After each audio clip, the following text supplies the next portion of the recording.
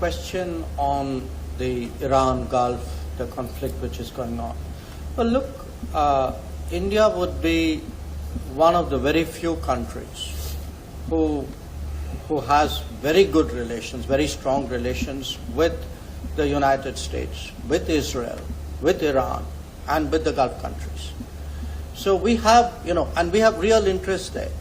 So for us, the challenge in this situation is how to maintain all these relationships, how to protect our equities, how to advance our interests. And we don't look at it as a zero-sum game. We have to manage and actually take care of all these accounts.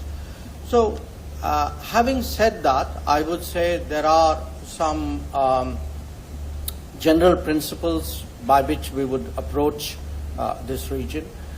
Obviously, we want peace and stability in the region.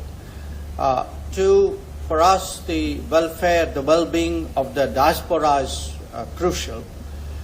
Three, we want to see energy prices go down because we are a very big importer of energy and much of it comes from that region.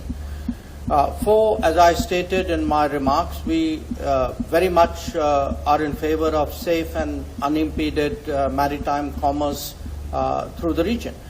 And what we want to see is really the markets open up there. We don't want to see constraints. So these would be the principles with which we would approach that region. And in a way, of course, every situation is unique. But I think we will find increasingly in the world that there will be conflicts or difficult situations where India, because our interests are growing, we have relationships with all the parties involved. I mean, we are seeing this in the Ukraine conflict as well, where we have, very strong relations with Russia, we have it with Europe, we have it with Ukraine as well, we have it with the United States. And then the question is, how do you manage them, all of them? So in that sense, yes, it is multi-alignment because today's India has that range of interests which require us to manage multiple accounts. The U.S.-India relationship has not lost any momentum. I understand why some people might say that. I mean, I don't understand, but I understand some people say that, but I don't see it or view that in any way, shape, or form. The reality of it is you have a new administration that came in. This is not about India. This is about the United States in terms of trade. Okay, this is not geared. The president did not say, let's figure out a way to create, friction with India over trade. The president came in and said, we have a trade situation involving the U.S. economy that doesn't work moving forward. There's a huge imbalance that's built up and it needs to be addressed. And he pursued it from a global perspective. And so I can tell you as Secretary of State, there virtually is no country in the world that I could travel to that isn't going to raise the issue of trade because we did this from a global perspective. The president approached it and said we have to rebalance U.S. trade. And one of the reasons why is, again, this is not about India. I'm not speaking about India. I'm speaking more globally. The United States was being deindustrialized. Okay? We pursued trade policies that left us in a place where all of the means of production had been outsourced in such a way that left us vulnerable. That had to change, and it cost us jobs. It created huge displacement in our country.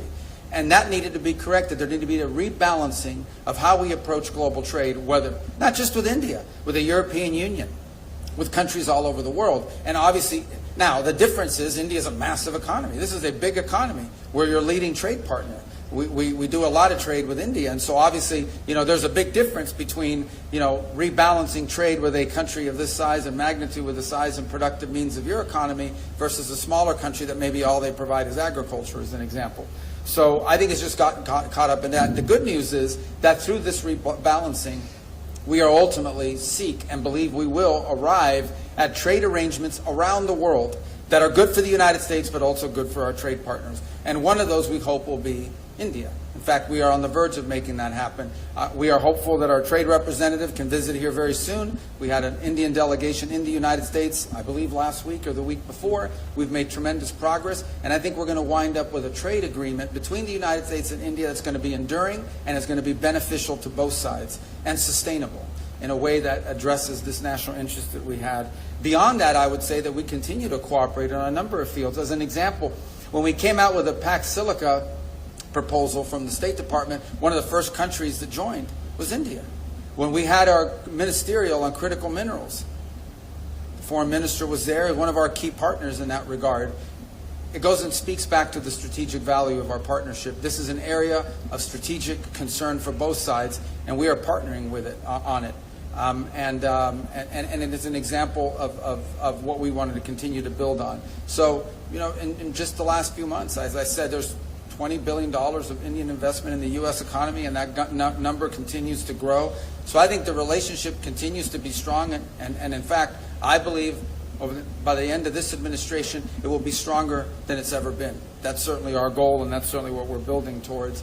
As far as our relations with other countries, yeah, we have relations, and we work at the tactical level, for example, and in many other ways with countries all over the world. So does India. That's what responsible nation states do.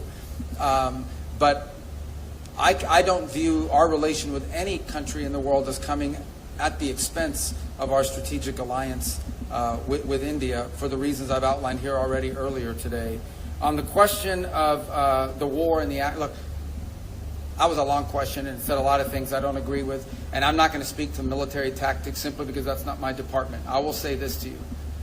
When this conflict began with Iran, the goals were outlined and they were very simple. And they were very clear. We were going to destroy their navy, which we have done. We were going to significantly reduce their ability to long range to launch ballistic missiles, because that was the conventional shield they were trying to hide behind, and we've achieved that objective. And we were going to do damage to the defense industrial base so they couldn't rebuild all of these things. We've achieved that as well. Those were the objectives of Epic Fury. Those objectives were achieved. Those were the targets of our operation, and that's what they were targeted on. Okay. On the other hand, Iran likes to sponsor proxy groups of terrorists, and these terrorists don't care what they blow up. They blow up anything and everyone. Okay. This is who we're dealing with. Okay. This is an Iran that not long ago, through their Hezbollah proxies, blew up a Jewish center in Argentina and killed a bunch of people. This is an Iran that innovated the use of roadside bombs that killed and maimed a bunch of people, including American servicemen, but a bunch of other people. This is an Iran that has organized the assassinations and the attempted assassinations of people all over the world, including, you know, civilians and dissidents and people they don't agree with. There is no nation on earth that sponsors more terrorism than Iran, and they've spent millions and millions of dollars sponsoring terrorism and targeting individuals all over the world, and including civilians have been caught up in that.